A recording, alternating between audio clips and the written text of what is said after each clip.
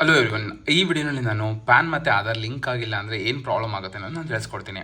So ಇನ್ನೂ ಯಾರಾದರೂ PAN ಮತ್ತು ಆಧಾರ್ನ ಲಿಂಕ್ ಮಾಡಿಲ್ಲ ಅಂದರೆ ಆದಷ್ಟು ಬೇಗ ಪ್ಯಾನ್ ಮತ್ತು ಆಧಾರ್ನ ಲಿಂಕ್ ಮಾಡಿ. ಸೊ ನೀವಿಲ್ಲಿ ನೋಡ್ಬೋದು, ಒಂದು ನೋಟಿಫಿಕೇಶನ್ ಬಿಟ್ಟಿದ್ರು ಇನ್ಕಮ್ ಟ್ಯಾಕ್ಸ್ ಡಿಪಾರ್ಟ್ಮೆಂಟಿಂದ.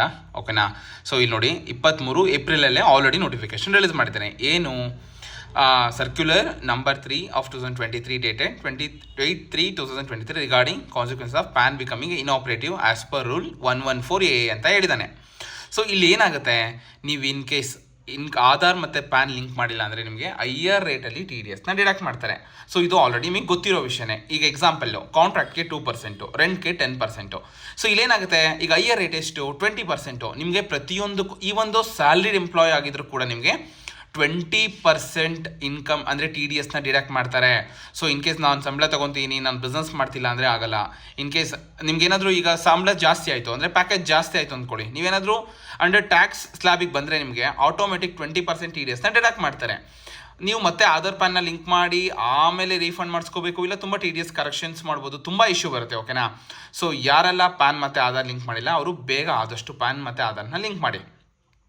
ಇಲ್ಲೊಂದು ಅಫಿಷಿಯಲ್ ನೋಟಿಫಿಕೇಶನ್ ಪ್ರಕಾರ ಏನು ಹೇಳಿದ್ರು, ಸೊ ಆದಷ್ಟು ಬೇಗ ಅಂದರೆ ಆದಷ್ಟು ಬೇಗ ಪ್ಯಾನ್ ಮತ್ತು ಆಧಾರ್ನ ಲಿಂಕ್ ಮಾಡಿ ಅಂತ ಹೇಳಿದ್ರು. ಇನ್ ಕೇಸ್ ಇವರು ಏನು ನಮಗೆ ಫೈನಲ್ ಚಾನ್ಸ್ ಏನು ಕೊಟ್ಟಿದ್ದು, with view readdressing grievance faces such directors collectors of board partially modification. ಓಕೆನಾ? ಇದು ಪರ್ಟಿಕ್ಯುಲರ್ ನೋಟಿಫಿಕೇಶನ್ ಬಂದಿರೋದು. ಟ್ರಾನ್ಸಾಕ್ಷನ್ ಏನಿದೆ, ಒಂದು transaction entered into up to 31/3/2024 ಅಂದರೆ last financial 23-24 financial year already ಆಗೋಗಿದೆ. ಓಕೆನಾ? So in case of PAN become operative the result linkage with Aadhaar before 31st May 2024 ಅಂತ ಹೇಳಿದರು. ನೀವೇನಾದರೂ ಲಾಸ್ಟ್ 31st May ಒಳಗೆ ಆಧಾರ್ ಲಿಂಕ್ ಮಾಡಿದರೆ ಅದು ಓಕೆ, ಬಟ್ ಅಡಿಷ್ನಲಿ ಇವಾಗಲೂ ಒಂದು ಚಾನ್ಸ್ ಕೊಟ್ಟಿದ್ರು. ಇನ್ ಕೇಸ್ ಈಗೇನಾಗಿರುತ್ತೆ, ಯಾವುದೋ ಒಂದು TDS ನೋಟಿಸ್ ಬಂದಿರುತ್ತೆ, ನೀವು ಎಂಪ್ಲಾಯಿ ಏನಾಗಿರುತ್ತೆ, ನಿಮ್ಗೆ ಹೈಯರ್ ಡಿಡಕ್ಟ್ ಮಾಡಬೇಕು ಅಂತ ಬಂದಿರುತ್ತೆ, ಅವ್ರು ನಾರ್ಮಲ್ ಆಗಿ ಡಿಡಕ್ಟ್ ಮಾಡಿ TDS ರಿಟರ್ನ್ ಮಾಡಿರ್ತಾರೆ. ಇನ್ ಕೇಸ್ ನೀವು ಪ್ಯಾನ್ ಆಧಾರ್ ಲಿಂಕ್ ಮಾಡಿ ಇಮಿಡಿಯೇಟಾಗಿ ಲಿಂಕ್ ಮಾಡಿ ನೀವು ಕರೆಕ್ಷನ್ ಸಬ್ಮಿಟ್ ಮಾಡಿದ್ರು ಅಂದರೆ, ಮತ್ತೆ TDS ಕರೆಕ್ಷನ್ಸ್ ಮಾಡಿ ಸಬ್ಮಿಟ್ ಮಾಡಿದ್ರು ಕೂಡ ನಿಮಗೆ ಅದು ಆಟೋಮೆಟಿಕ್ TDS ಹೊರಟೋಗ್ತಾ ಇದೆ.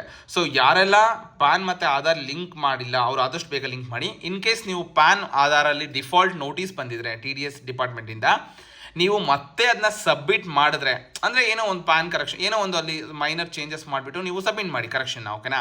So based on correction submit ಮಾಡಿದ್ರೆ ನಿಮಗೆ ಆಟೋಮೆಟಿಕ್ ಆ ಒಂದು ಏನು ಬಂದಿದೆ ಡಿಫಾಲ್ಟ್, ಓಕೆನಾ, ಡಿಫಾಲ್ಟ್ ಅಮೌಂಟ್ ಅಥವಾ ಇಂಟ್ರೆಸ್ಟ್ ಅದು ಆಟೋಮೆಟಿಕ್ ವೇವ್ ಆಗುತ್ತೆ.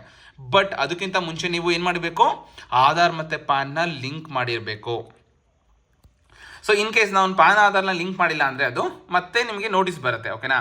ಸೊ ನೋಟಿಸ್ ಬಂದಿದೆ ಅಂದರೆ ಎದುರುಕೊಳ್ಳೋ ಅವಶ್ಯಕತೆ ಇಲ್ಲ, ಬಟ್ ನೀವು ಕಂಪಲ್ಸರಿ ಪ್ಯಾನ್ ಮತ್ತು ಆಧಾರ್ನ ಲಿಂಕ್ ಮಾಡಿ ಕರೆಕ್ಷನ್ ಸಬ್ಮಿಟ್ ಮಾಡಿದ್ರೆ ನಿಮಗೆ ಆಟೋಮೆಟಿಕ್ ಏನಿದೆ ಅದು ಅಡಿಷ್ನಲ್ ಡಿಫಾಲ್ಟ್ ಏನು ಬಂದಿದೆ ಅದು ಹೊರಟೋಗುತ್ತೆ. ಓಕೆನಾ?